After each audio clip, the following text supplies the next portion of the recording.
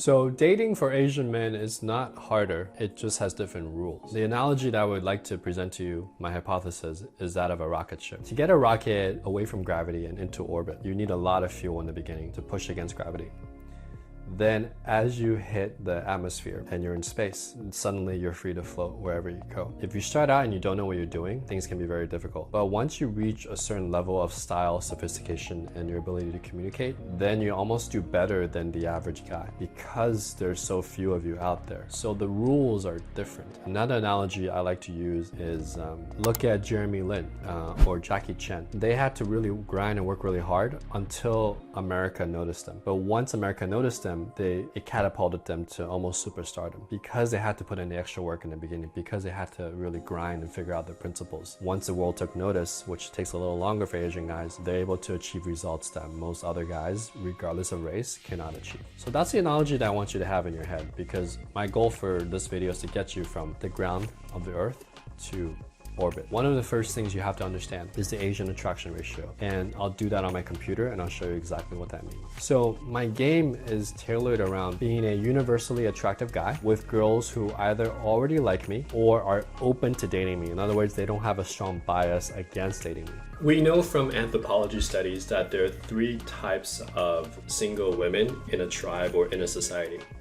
Group A are women whose, as your foreignness increases as a guy, the woman's attraction for you decreases. They're used to people that look like them or similar to them. The majority of the women in a group of people are open to some type of foreignness, okay? This is the average, the bell curve. But as that foreignness increases, when you introduce too much too soon, when you just, it's too hard for it to relate, the foreignness drastically drops. Then you have the third group, which is a little bit more rare, but about 20% of the population, where if you introduce something that's foreign to her, that seems unique, she actually gets more attracted the more foreign you are.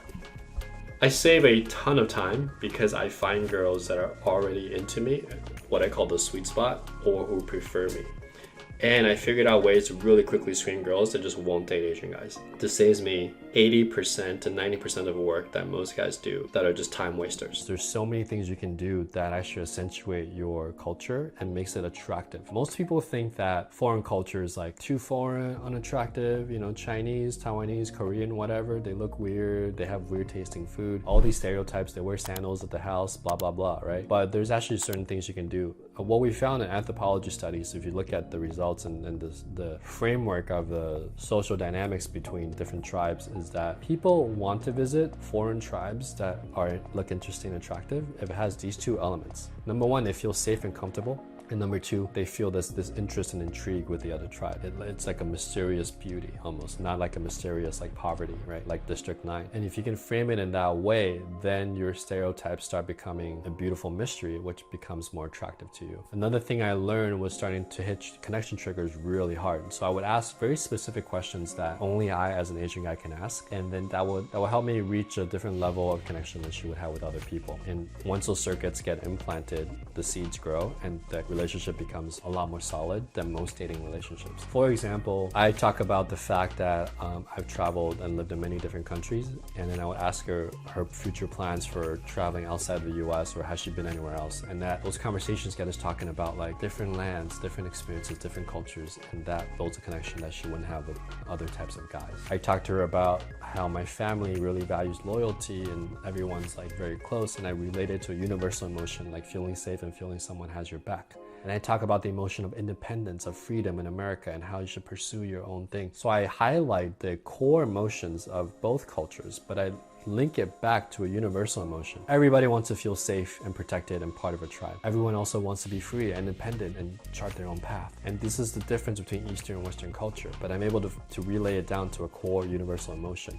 And so when I go deep in the grounding sequence, those conversations become super memorable that she doesn't have with other guys. And that's how over time, I'm able to create like these very intense connections. Combine that with like my style and my attractive qualities, then it starts becoming like, whoa, she really feels attached and interested in me because I'm able to present myself in such a way that's different than most other men. So once you have connection, then I focus on attraction. And attraction can sound cheesy because I'm talking to you on video, but when you're one-on-one on a date, the cheesy stuff becomes like super fun to do. So for example, one of my attraction lines is, you know, if you date me, I'm gonna look like this till I'm like 60, but when I turn 61, I'll look like an old grandpa, like one of those Asian movies. And then we'll laugh about it and we'll talk about our age. So what I did there was I accentuated a strength of mine, which is Asians age very slowly. But once we hit like a certain age, we look like old men, like 100-year-old ancient old men. And I made that a joke, right? Another joke I would do is like at some point the conversation would get to around like school or like work, and then I would tell the story like, yeah, you know, when I was in 2nd grade, I got 95 on a test once, and guess what? I got hit 5 times by the teacher with this like huge bamboo stick. So given that, I'm always very like cautious and very careful with what I do. But that's like, I understand that's my upbringing, but now I'm like a little more relaxed. So that tells her a little bit about my Asian discipline heritage, but at the same time, I'm like, but I'm more like free now, independent, but it gives me like a good work ethic, so to speak. So these are little things like that. I also try to make jokes, like if she's talking too fast, or if we had like a good night in bed, I'd be like, yo, slow down, I'm Asian, I need to rest, you know, I'm a little slower. Just little things like that. It sounds so stupid and cheesy on a video, but when you're like one-on-one, an intimate moment, they already like you. These are just little quips that I throw that like other guys can't do. I'm basically like bringing out like dorky, corny side of like me being a dorky Chinese guy, which is who I am, but I'm throwing it in a way where she's already attracted to me, she's already connected, and it just like makes the situation more fun. So when you combine like these tactics, right? I mean, I think strategy is more important than tactic. You can have the perfect tactic, but if you have the wrong strategy, you won't win the war.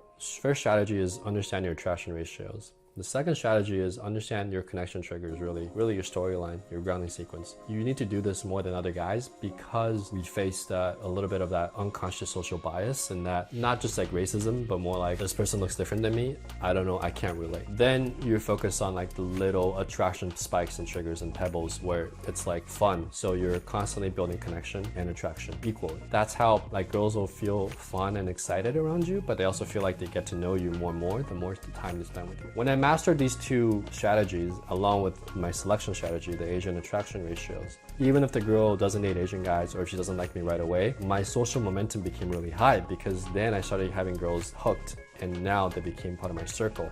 And eventually the social momentum gets to a point where it's moving smoothly and I can just meet girls and eventually find one that gets along with me, that I like, that I can date. So these are the 3 strategic steps that you need to do as an Asian guy to date abundantly and date freely. In other words, you don't have any limitations to who you can date and what you can do. Now, specifically those strategies, yes, there's more details in them, but I hope I gave you today a vision of what's possible. And with that, I think for those of you that want to learn more, check out my free resources and check out datingwithoutborders.net, because I'll be launching an A to Z full system of how to go from a 23-year-old virgin, clueless, naive Asian guy that I was, all the way to a guy who dated, you know, models and was able to date like with full abundance without any limitations and find like the right girl for me. And it has everything from what to say, 100 lines that only Asian guys can use, to banter and flirt, to online dating strategies for Asian men, to grounding sequences and building that connection, to your style for Asian guys, to how to manage multiple relationships if you choose to, honestly, or, you know, how to select the right girl and build that framework. So it has everything that I've learned in the last decade. Check out datingwithoutborders.net. I hope you enjoyed the video. If you have more questions about what to do as an Asian guy in specific situations, leave a comment below and I may just end up dedicating a video to address that specific issue that you have.